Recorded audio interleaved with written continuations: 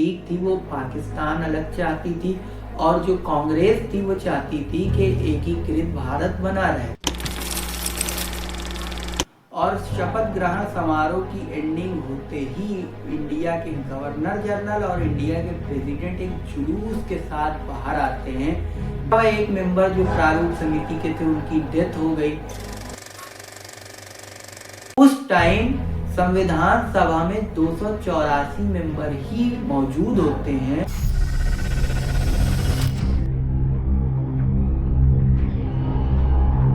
26 जनवरी 1950 की सुबह इंडिया के first president first queen Victoria road पर लोकेटेड अपने बंगले से सदर नॉर्थ कोर्ट की तरफ रवाना होते हैं।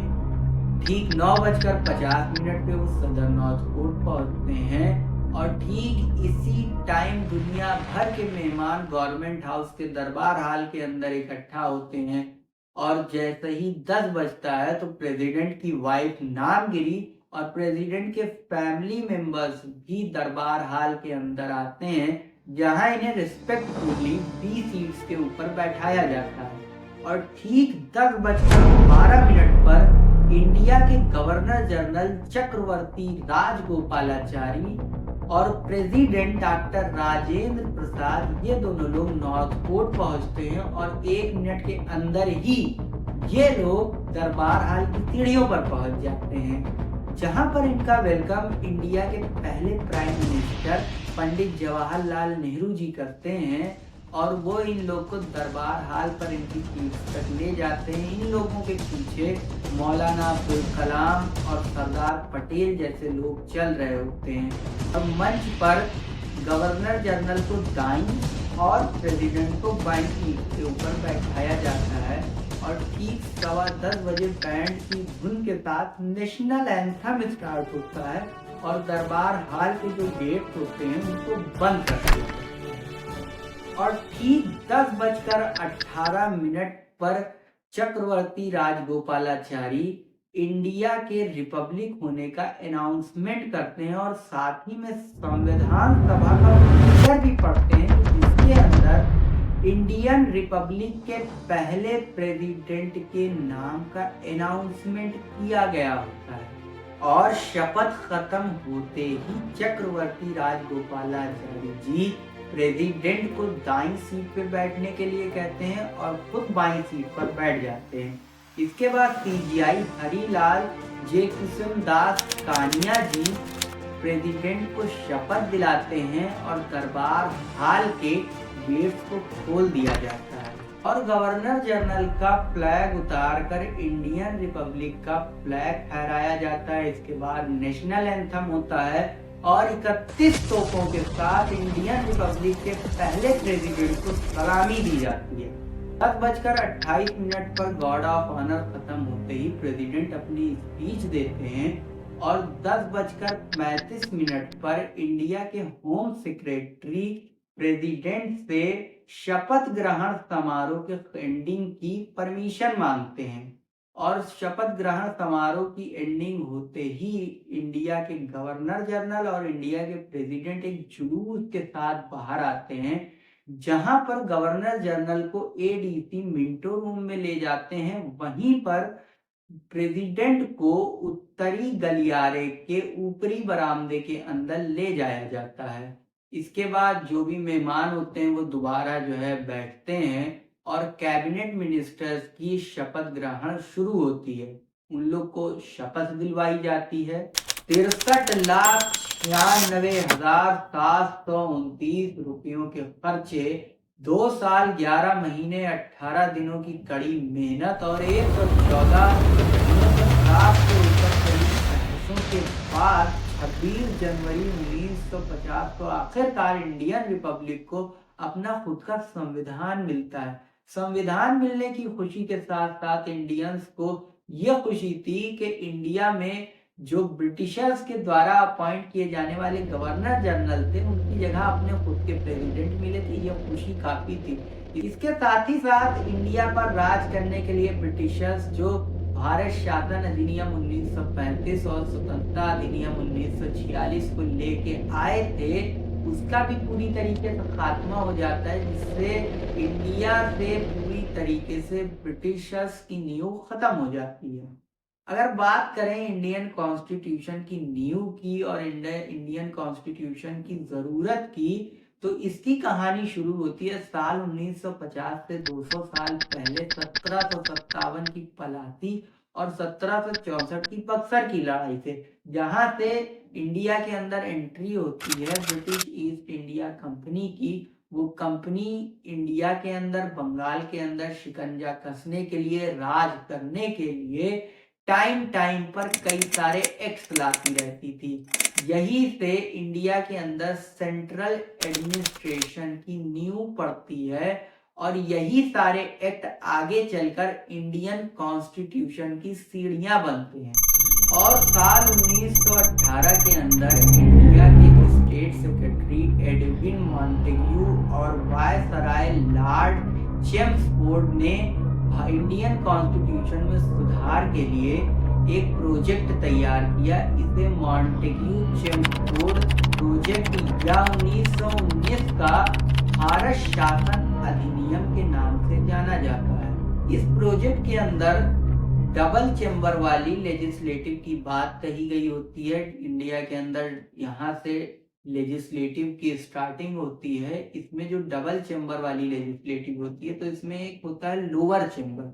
लोअर चेम्बर को सेंट्रल लेजिस्लेटिव के नाम से भी जाना जाता है। इस सेंट्रल लेजिस्लेटिव में तकरीबन 145 मेंबर्स होते हैं, जिसमें 26 ऑफिसर्स, 15 गैर सरकारी लोग और तकरीबन 104 मेंबर अलग अलग प्रोविजन से इनडायरेक्टली इलेक्ट होके आए होते हैं।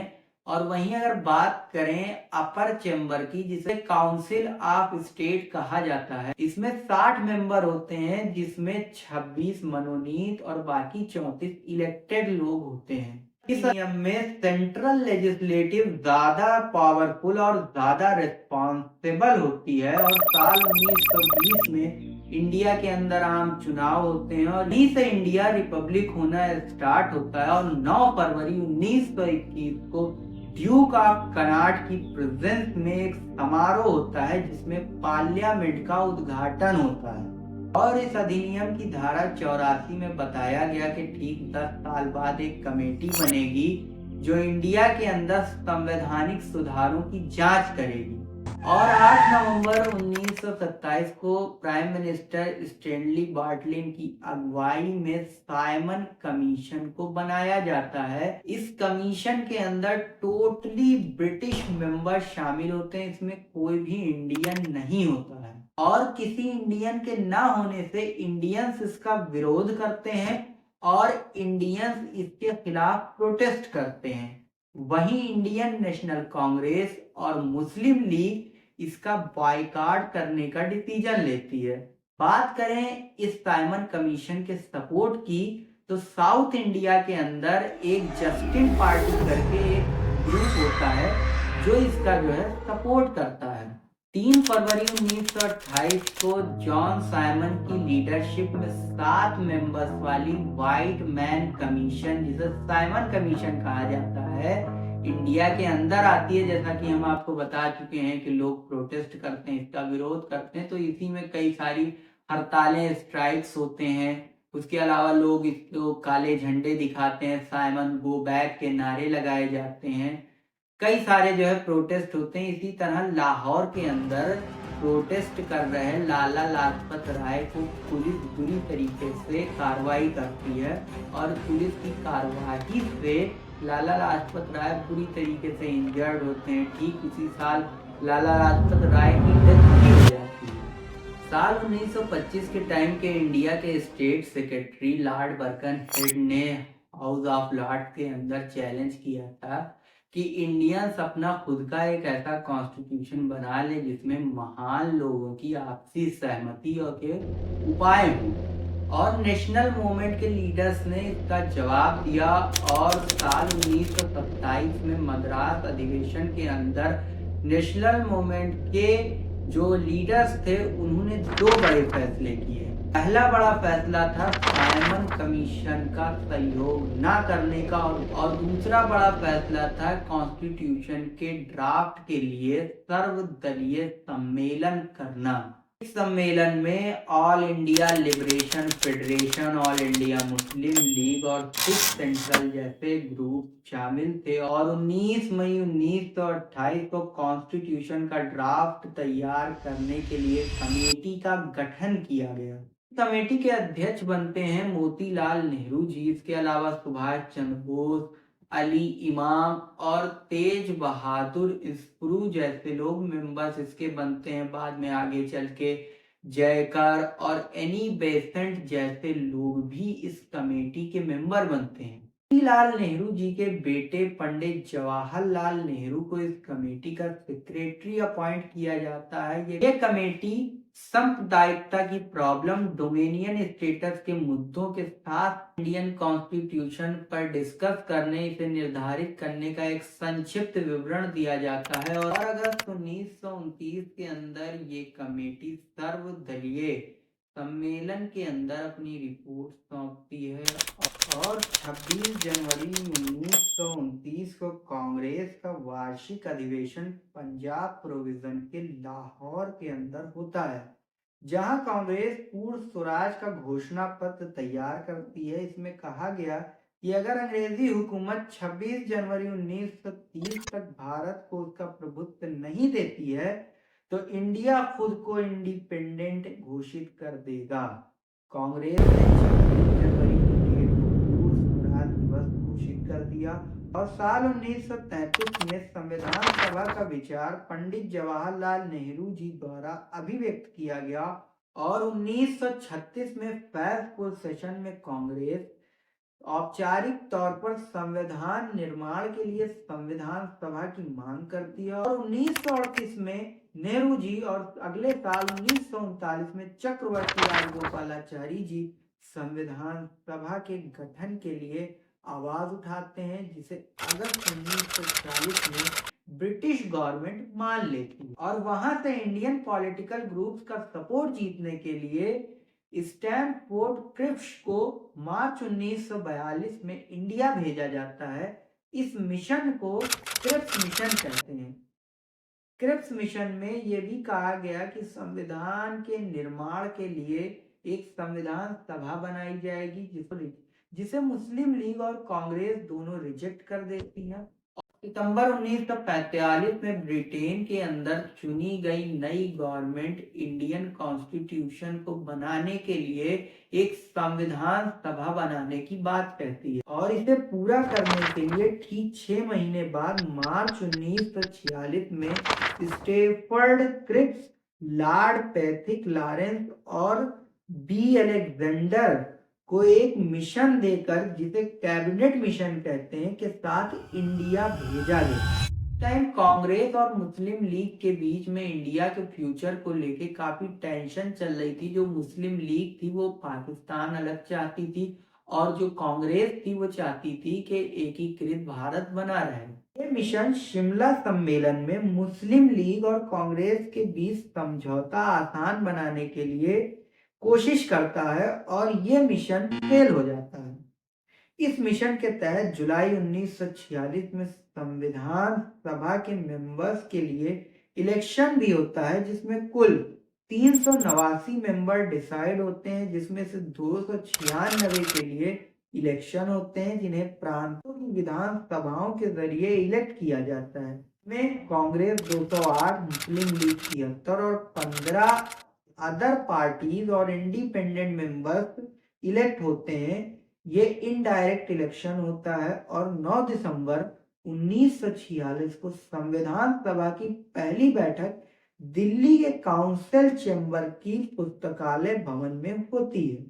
इस सभा के अस्थायी अध्यक्ष सच्चिदानंद सिन्हा चुने जाते हैं, और मुस्लिम लीग इस मीटिंग का बाइकआउट करती है और पाकिस्तान के लिए बिल्कुल अलग संविधान सभा की मांग स्टार्ट करती है। साथ ही हैदराबाद एक अकेली ऐसी रियासत होती है जिसके मेंबर संविधान सभा में सम्मिलित नहीं हुए थे, इस संविधान सभा के अंदर तकरीबन 22 छोटी बड़ी समितियां बनाई गई थी, जिनमें से 8 बड़ी समितियां थी, जिसमें संचालन समिति के अध्यक्ष डॉक्टर राजेंद्र प्रसाद थे, प्रारूप समिति के अध्यक्ष डॉक्टर भीमराव अंबेडकर जी थे। उसके अलावा संघीय संविधान समिति के अध्यक्ष पंडित जवाहरलाल नेहरू थे और प्रांतीय संविधान समिति के अध्यक्ष सरदार पटेल जी थे। और 11 दिसंबर 1946 को डॉक्टर राजेंद्र प्रसाद संविधान सभा के स्थायी मेंबर चुने जाते हैं। इस संविधान सभा में 15 फीमेल मेंबर्स भी होती हैं और संविधान सभा की ये समितियां 22 जनवरी 1947 को जवाहरलाल नेहरू जी की 13 दिसंबर 1946 को संविधान सभा की कार्रवाई में पेश किए गए प्रस्तावों को एक्सेप्ट करने के बाद बनी। 30 फरवरी 1947 को ब्रिटेन के प्राइम मिनिस्टर क्लेमेंट एटली अपनी पार्लियामेंट के अंदर अनाउंस करते हैं कि वो इंडियन पॉलिटिशियंस को पावर ट्रांसफर करेंगे और इंडिया को छोड़कर चले जाएंगे। और 3 जून 1947 को माउंटबेटन प्लान को लॉर्ड माउंटबेटन पेश करते हैं, जिसमें इंडिया और पाकिस्तान 2 देश बनाने पर सहमति थी। कि ठीक 3 महीने बाद 4 जुलाई 1947 को भारतीय स्वतंत्रता अधिनियम प्रस्तावित होता है, जिसे 18 जुलाई 1947 को एक्सेप्ट कर लिया जाता है। इस अधिनियम के अंदर संविधान सभा को ब्रिटिश पार्लियामेंट द्वारा पारित किसी भी अधिनियम को रिजेक्ट करने की पावर दी गई थी। 15 अगस्त 1947 को इंडिया आजाद होता है और 31 अक्टूबर को संविधान सभा का पुनर्गठन होता है। देश का बंटवारा होने से संविधान सभा में सिर्फ 299 मेंबर्स ही बचते हैं और 21 फरवरी 1948 को प्रारूप समिति ड्राफ्ट पर डिस्कशन करके अपनी रिपोर्ट देती है और 4 से 9 नवंबर के बीच में संविधान सभा संविधान के ऊपर डिस्कशन करती है और इसके बाद 15 नवंबर से जो है दूसरा डिस्कशन स्टार्ट होता है संविधान सभा का। और नवंबर 1948 के डिस्कशन के अंदर प्रारूप समिति के एक मेंबर होते हैं टीटी कृष्णाचारी जी। वो एक बात कहते हैं संविधान सभा के अंदर कि संविधान सभा के अंदर जिन 7 मेंबर्स का जिक्र किया गया था, उन 7 मेंबर्स में से एक मेंबर ने इस्तीफा दे दिया, जिसकी जगह एक दूसरे मेंबर आए। उसके अलावा एक मेंबर जो प्रारूप समिति के थे उनकी डेथ हो गई। एक मेंबर अमेरिका में थे, एक मेंबर जो थे वो सरकारी मामलों में उलझे थे और इसके अलावा 2 मेंबर दिल्ली से काफी दूर थे जो अपने स्वास्थ्य के कारण सभा में शामिल नहीं हो पाए। इस तरह सारा संविधान लिखने की सारी जिम्मेदारी भीमराव अंबेडकर जी के ऊपर आ गई थी। और संविधान सभा का तीसरा डिस्कशन 14 नवंबर 1949 को स्टार्ट होता है, जो 26 नवंबर तक चलता है। उस टाइम संविधान सभा में 284 मेंबर ही मौजूद होते हैं और 24 जनवरी 1950 को संविधान सभा डॉक्टर राजेंद्र प्रसाद को अपना पहला प्रेसिडेंट अनाउंस करती है।